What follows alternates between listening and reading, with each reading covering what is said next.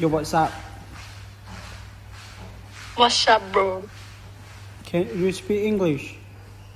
No, I'm from Lao. I'm from Vietnam. บ่เขาเคยเห็นอายใน TikTok มันบ่แม่นละ แม่นเขาเคยเห็นอายใน TikTok เป็นตัวก็จะว่าเป็นคนเวียดมันก็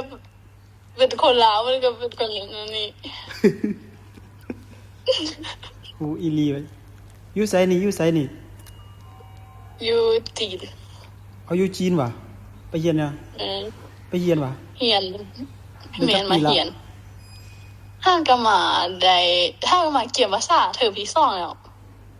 คนลงพระบางว่ะ แม่นคนลุงพ่อบ่าวคนเมืองหลวง อ๋อโอเคตาฮักเนาะคนลงเมืองหลวงนี่ จีเตหูทันว่าแล้วปัดมาอุ้ยน่าคุ้นๆเว้ยวันนี้ อ๋อ บ่ได้อัดคลิปแม่นบ่อันนี้ บ่ฮู้ บ่ฮู้แปลว่าหยัง บ่ฮู้ติคิดเอาเอง คิดเอาเองบ่อัดยานดัง บ่ได้อัด ดีแล้ว ชื่อหยังล่ะ ซื้อ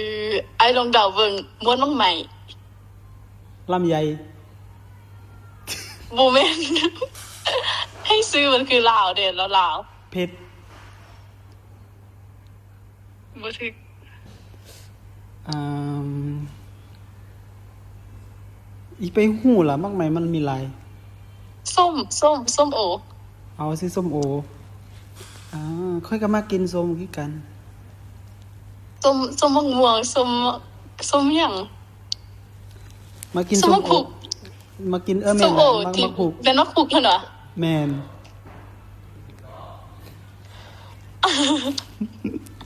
ไอ้เหียนอยู่เวียดว่าคือว่าเวียดได้ เขา คือ แม่ ว่าน เป็น ละ ลูกศร แม่นละเขาคนเวียด คนเวียดแท้ๆเลยว่ะ แม่นแท้ๆเลย แล้วคือว่าลาวใส่ซะนะ อ้าวค่อยมาอยู่ลาวได้ 4-5 ปีแล้ว อ๋อ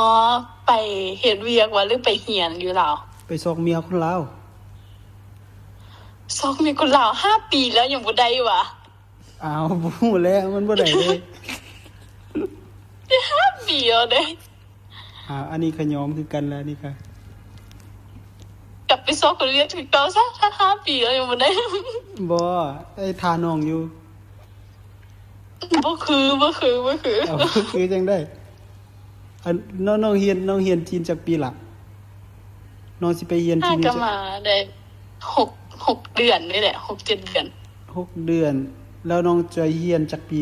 5 ปีบ่ะ เรียน6 ปี6 ปีเกี่ยวมาชาปีหนึงเรียน5 ปี โดนแท้ทาบ่ไหวละ เรียนแพทย์นี่ อ๋อโอเค มี IG บ่ IG บ่ มี เช็ควับข่อยอัดคลิปอยู่ ฮะ s_om.mm ให้พิมพ์ให้บ่ พิมพ์มาโลดโอเค เดี๋ยวไปติดตาม โอเค ไปละ บ๊ายบาย